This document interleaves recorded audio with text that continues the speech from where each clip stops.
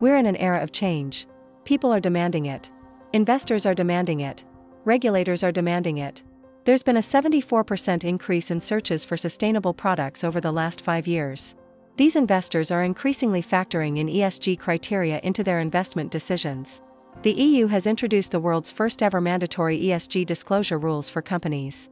Here are 7 key steps to consider. Every company has an impact on the environment and on society. Some impacts are obvious, like carbon emissions or waste, while others are less so, like a company's culture or how its products are used. You need to engage your stakeholders, whether it's customers, employees, suppliers, or investors. Everyone has a role to play. The good news is that there are a number of ways to get buy-in. It can seem dry and technical, but that doesn't mean it's not important.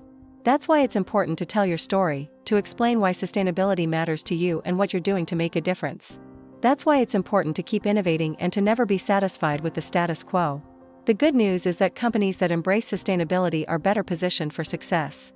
They're more resilient, more attractive to investors, and better able to meet the demands of consumers. So if you haven't already, it's time to start thinking about sustainability and how you can use it to build a better business. Thank you for watching. This means staying up to date on the latest trends and developments in sustainability, experimenting with new ways to improve your performance, and sharing your results with others. Only by constantly innovating will you be able to stay ahead of the curve and position your business for success in the long term. Telling your story can help you attract customers who are passionate about sustainability. It can also help you recruit top talent and keep your employees engaged.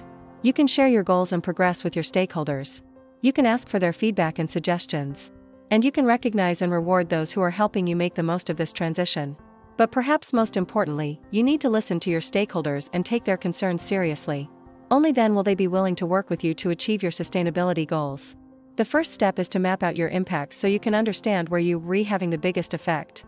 This means thinking about sustainability when you make decisions about where to locate a new facility or how to source materials.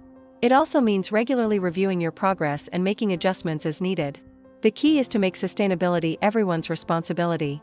One option is the World Business Council for Sustainable Development, or WBCSD, which provides a variety of resources and tools for companies looking to improve their sustainability performance. Another option is the Sustainability Consortium, which is a global network of companies, NGOs, and academics working together to develop and implement sustainable solutions. There are also a number of consulting firms that specialize in helping companies with their sustainability efforts. No matter which route you go down, don't go it alone. There's no shame in asking for help.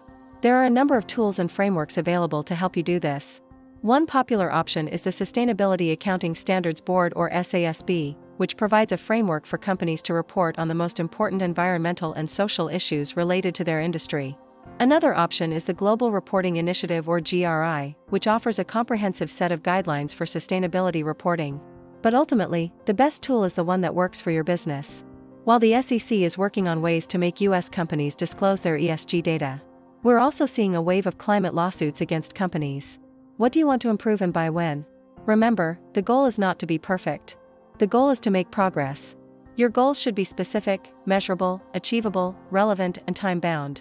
They should also be aligned with the UN's Sustainable Development Goals, or SDGs. The SDGs are a set of 17 goals that provide a blueprint for a more sustainable and equitable future. They cover a wide range of important issues, from ending poverty and hunger to protecting the environment and promoting peace and justice. By aligning your goals with the SDGs, you can make sure that you're making a real difference in the world.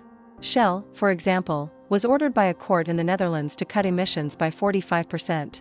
And just recently, a group of investors filed a resolution that would require Amazon to publish a plan to address its role in the climate crisis.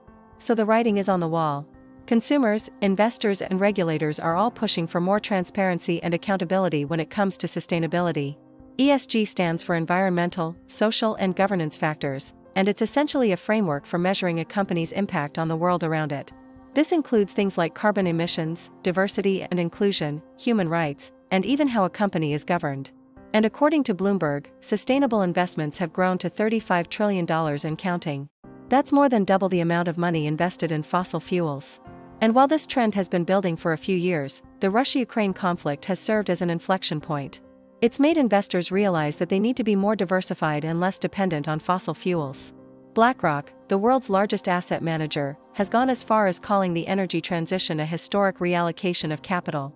But at the end of the day, it all comes down to one simple thing: risk. And here's what I mean by that.